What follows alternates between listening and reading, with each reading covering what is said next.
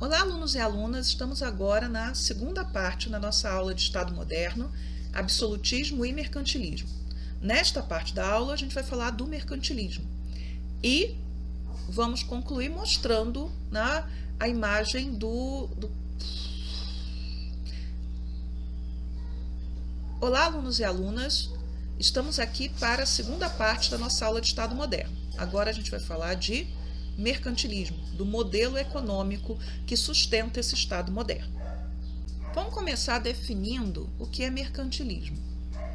Um dos mais importantes autores, historiadores brasileiros, que trabalhou com o conceito de mercantilismo é o Francisco Falcon. E ele define o mercantilismo como um conjunto de ideias e práticas econômicas que caracterizam a história econômica europeia e principalmente a política econômica dos Estados modernos europeus durante o período situado entre os séculos XV e XVI, vai depender do país, e XVIII. O mercantilismo não é, portanto, um modo de produção, ele é um conjunto de práticas, de medidas que podem aparecer dentro desses estados modernos, em sua completude ou somente em parte. Agora, algo que a gente precisa lembrar. O objetivo do mercantilismo, dessas práticas, é o enriquecimento do Estado Nacional. E este Estado Nacional, como ele é centralizado no rei, o objetivo é enriquecer o rei. O mercantilismo ele também pode aparecer numa prova, num concurso, com o nome de capitalismo mercantil. Questões de prova sobre mercantilismo, elas podem focar nas características do mercantilismo ou podem focar nessa ideia importante de que o mercantilismo é um período de transição entre o feudalismo e o capitalismo, que não é capitalismo ainda, mas que também não é mais feudalismo, principalmente em países como a França, como a Inglaterra, e que é um período de intensas transformações econômicas e de acumulação de capital. Capital que, em alguns desses estados, no caso da Inglaterra, vai ser investido na industrialização.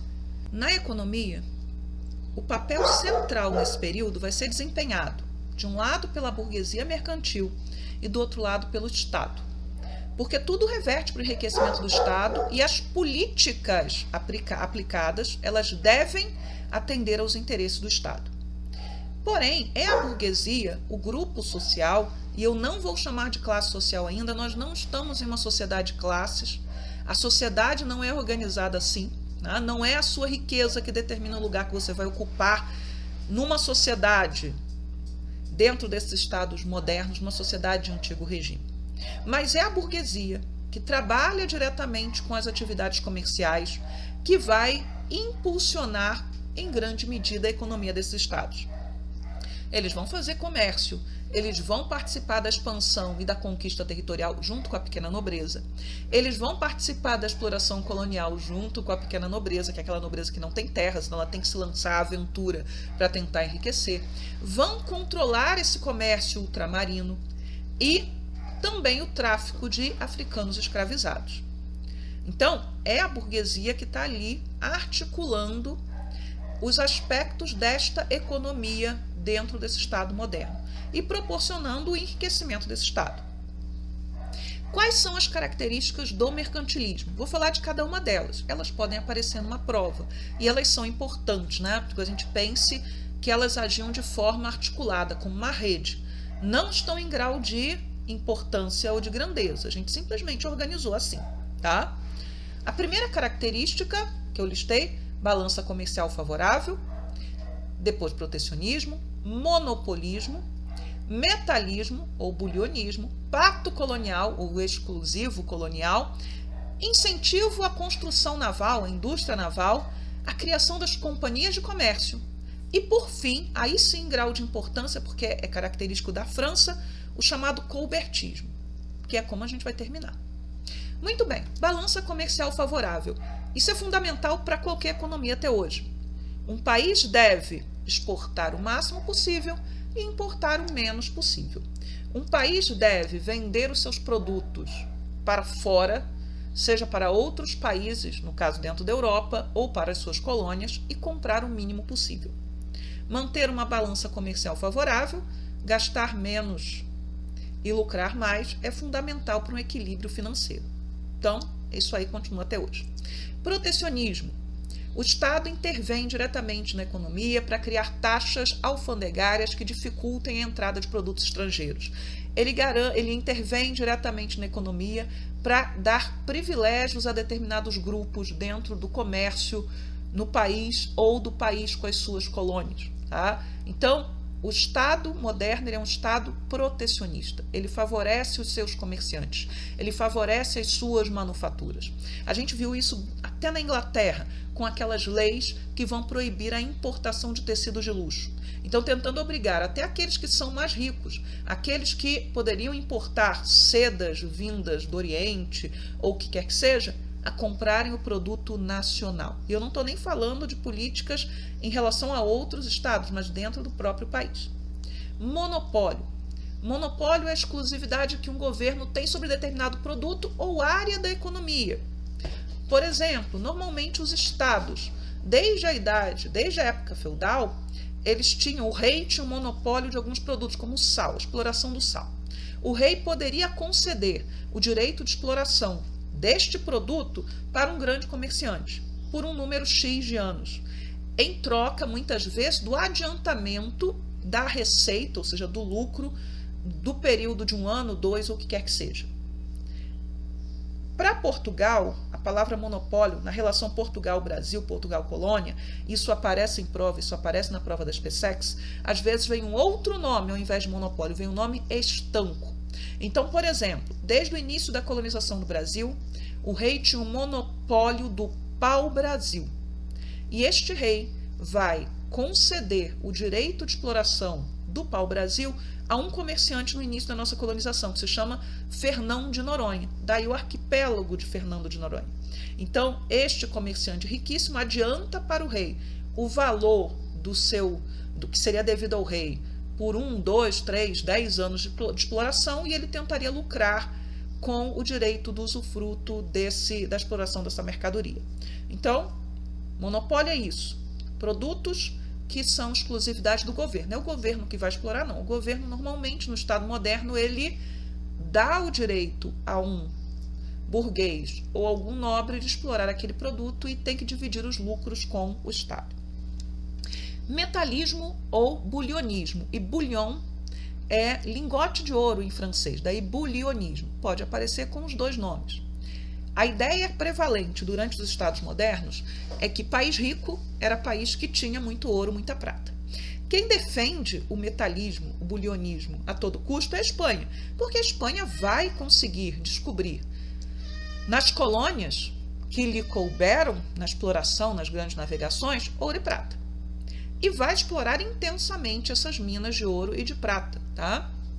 Ora, a Espanha, ela traz essa riqueza para a Europa e essa riqueza desperta o interesse de todas as outras nações. Se apropriar do ouro da Espanha, seja pelo comércio ou seja pela pirataria. E países como França e Inglaterra, que vão sair atrasados nas navegações, vão fazer o quê? Vão investir na pirataria. A pirataria feita a mando de governos tem outro nome. O pirata, a mando de um governo, ele é um corsário. Então, é muito importante, pelo menos no século XVI e XVII, essa ação dessa pirataria paga pelos estados. Ora, a entrada de ouro dentro da Europa, graças a ouro e prata em abundância, principalmente o da Espanha, no século XVI e século XVII, vai inflacionar o mercado espanhol e o mercado europeu e vai impulsionar uma crise econômica na Espanha. Muita gente vai deixar de cultivar a terra para viver dos lucros da colônia. Os preços dos alimentos e de outros produtos vão escalar. Por quê? Porque há muito ouro e muita prata disponível. Então, a forma como a Espanha gerenciou as suas riquezas vai acabar prejudicando, não é o fato de ter riqueza, mas o gerenciamento dessa riqueza, vai acabar prejudicando a própria economia espanhola. Então, o século de ouro da Espanha, que é o século XVII, também vai ser o início da decadência econômica espanhola e da decadência de poder da Espanha dentro do contexto europeu, né, do equilíbrio das nações europeias.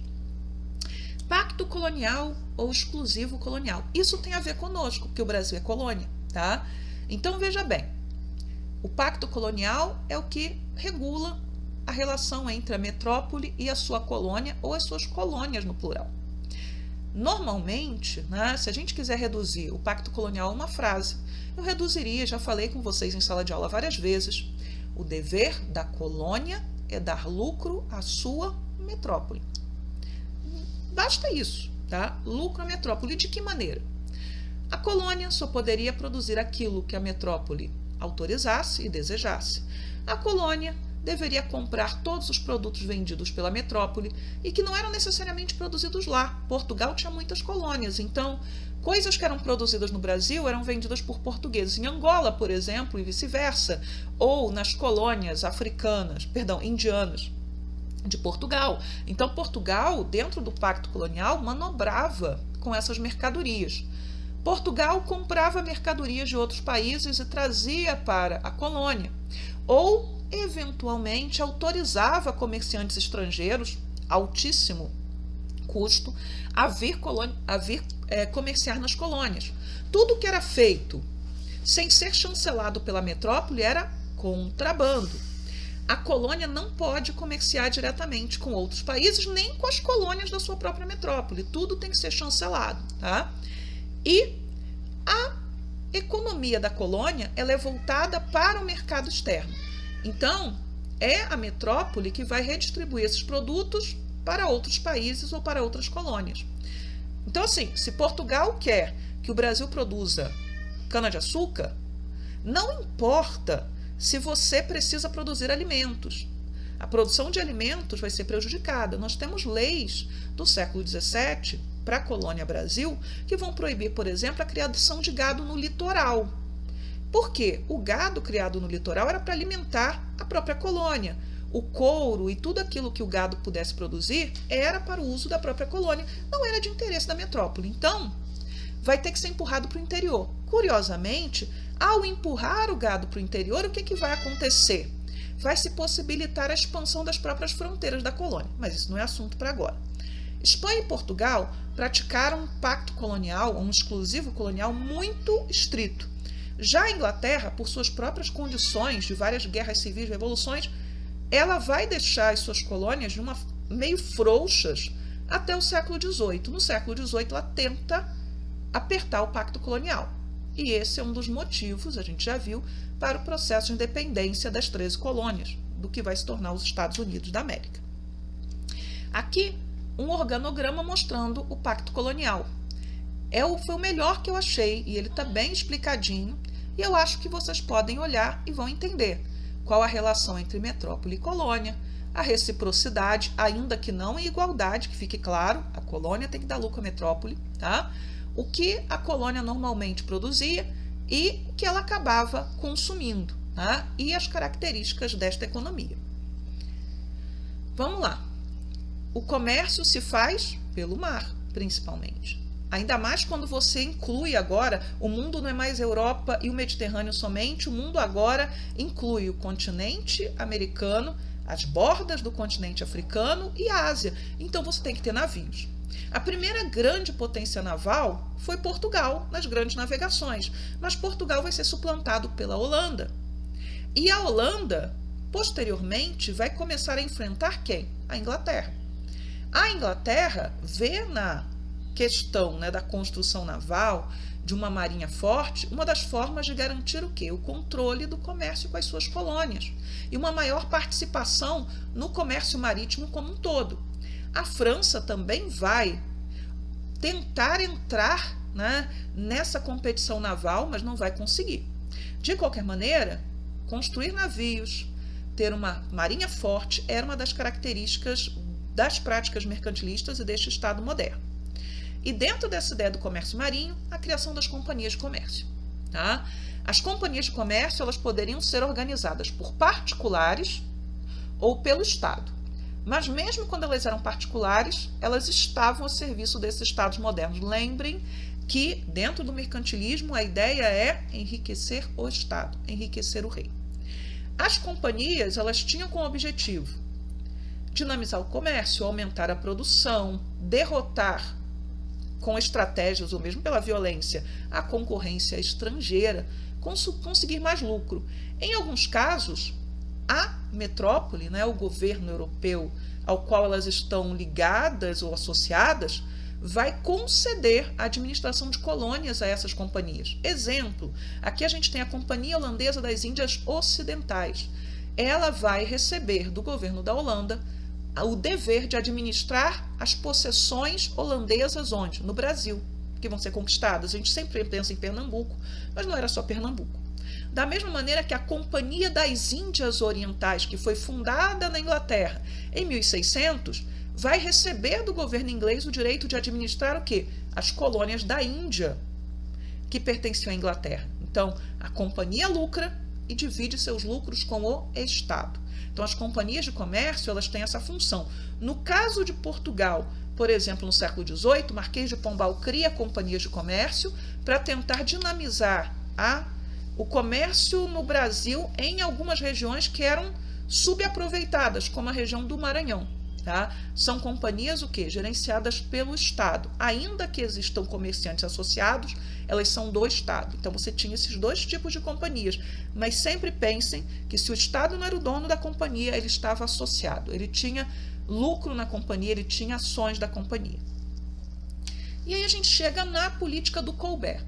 Colbertismo pode aparecer na prova. Se aparecer na prova, estamos falando de França, porque o Jean-Baptiste Colbert era ministro de Luís XIV.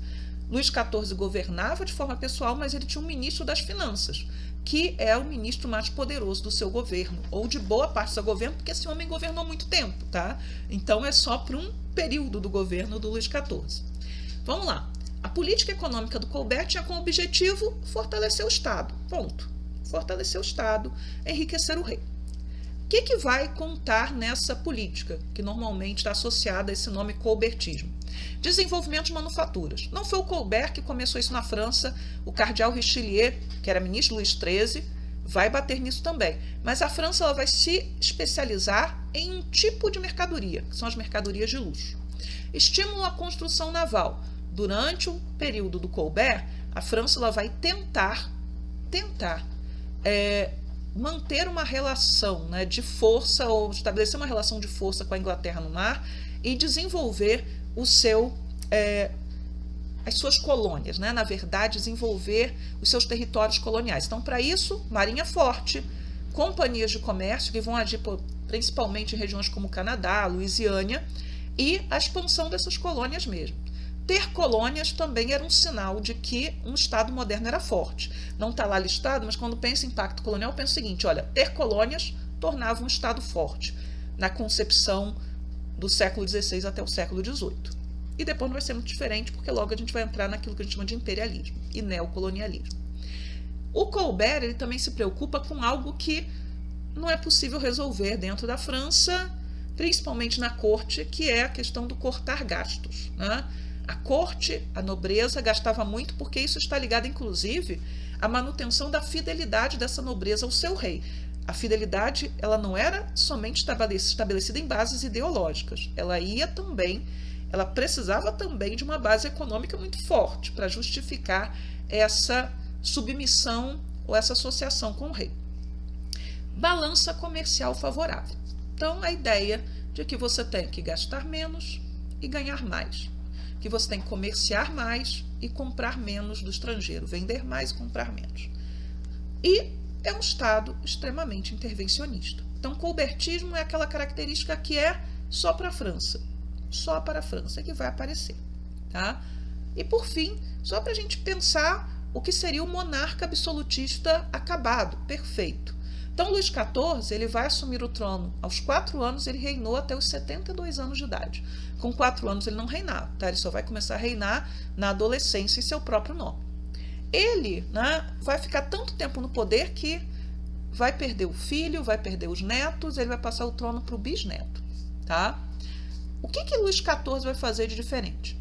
Ele governa em seu próprio nome, ele não tem um primeiro-ministro. Ele vai nomear intendentes para governar as províncias. Então, ele escolhe principalmente gente ou da burguesia ou da pequena nobreza para governar as diversas partes da França e as colônias. Ele não vai deixar que os senhores, os grandes senhores, governem como se ainda estivessem naquele período anterior de autonomia feudal em que tinham que prestar poucas contas ao rei. Na verdade, agora, acima da nobreza das províncias está o representante do rei. Este representante do rei responde pelo próprio rei. Ele vai reforçar a marinha e vai competir com a Inglaterra. Ele vai, né, cuidar pessoalmente do negócio de Estado. Então, Luís XIV trabalhava muito nesse sentido, ele estava presente, ele sabia de tudo que acontecia no seu reino. Tá? Ele vai colocar fim à liberdade religiosa. Veja, quando houve as guerras de religião na França, a paz foi feita mediante um tratado, que era o Tratado de Nantes, que dava aos protestantes liberdade de existir com algumas limitações. Durante o governo de Luís XIV vai vigorar aquela ideia: um só rei, uma só lei, uma só igreja. Então, a partir de um determinado momento, ele se sente forte o suficiente para abolir o Tratado de Nantes e baixar um outro acordo, né, um outro decreto, que é o de Fontainebleau, que vai estabelecer o quê? Todos os franceses devem ser católicos. Ele tem um ministro importante das finanças, a gente já falou dele, não vou repetir, e ele era chamado de Rei Sol, porque Luís XIV ele consegue levar adiante a construção de uma estrutura de corte, toda baseada numa etiqueta extremamente calculada, para exaltar a figura do rei, em que todos os nobres eles vão se organizar hierarquicamente em torno do rei. Então, estar diretamente em contato com o rei era um privilégio muito grande dentro desta ordem, dessas hierarquias. Como esses nobres eram compensados? Eram compensados com cargos, eram compensados com pensões. Então, assim, o rei é o Rei Sol, todos giram em torno dele, mas esse rei ele também tem que compensar. Então, vejam, este Estado moderno, ele lucra muito, mas ele gasta muito. Gasta muito o quê? Para a manutenção da sua própria estrutura, porque essa estrutura tem que justificar-se a todo momento. O rei precisa se justificar como figura central, seja pelas roupas que ele veste, pelos rituais que ele segue e que reforçam essa autoridade, pelos discursos. Então, não é simplesmente o Estado não funciona por ele mesmo.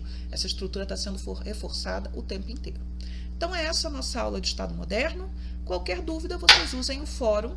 Aqueles que são meus alunos, de repente alguém vê essa aula e não é aluno, mas usem o fórum para tirar dúvida. É isso. Tchau, tchau para vocês.